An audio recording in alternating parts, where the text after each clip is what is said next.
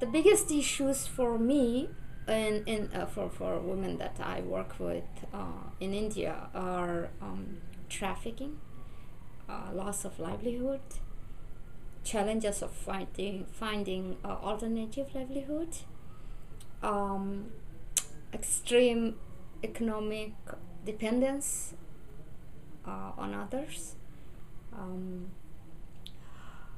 and wage disparity for those who work.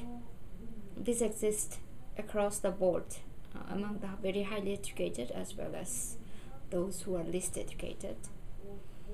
And finally, next to nil support for women, both who work and who did not work, in terms of money, in terms of support at home, or support in the professional environment, in terms of security, and in terms of finance.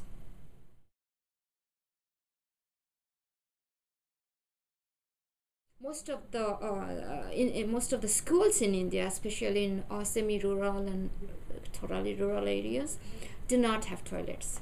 In semi-urban areas or even in urban areas, they do have toilets, but they do not function most of the time. One particular survey that's done by an organization that works on rural development, and they found that 80% girls in their areas that they interviewed dropped out of school because there was no toilet. They were forced to come into sex work because they were dropped out of school. They dropped out of school because there was no toilet. And the other thing is that the girl goes to school, there is no toilet, so she goes behind the bush or in the field. Then she's molested. She doesn't talk about it because she's scared, and the cycle of molestation, this violence keeps going on, and then it affects her mentally.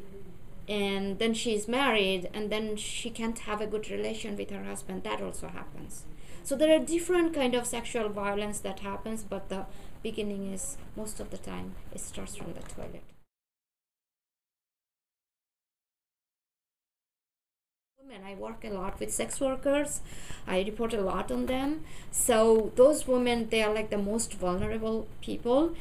Every day police raid and then beating up and a lot of physical violence. A cell phone is the only thing she can just quickly hide inside her blouse, and if she has to make one call, that can just go and save her, and give her the much needed help. She can communicate easily through cell phone. So I have been training them now. I have started doing that. I'm going back and continue that again, how to use this group text message, how to take video clips and photographs of their surroundings, and if there is, and I feed in number of helpline. So the moment they are in crisis situation, they can just call this helpline or send a clip through and send it through text, and they can get help.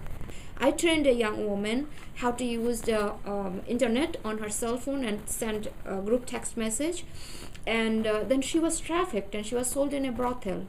And she used that apps, and she was immediately rescued by a group of NGOs. So this is how it works.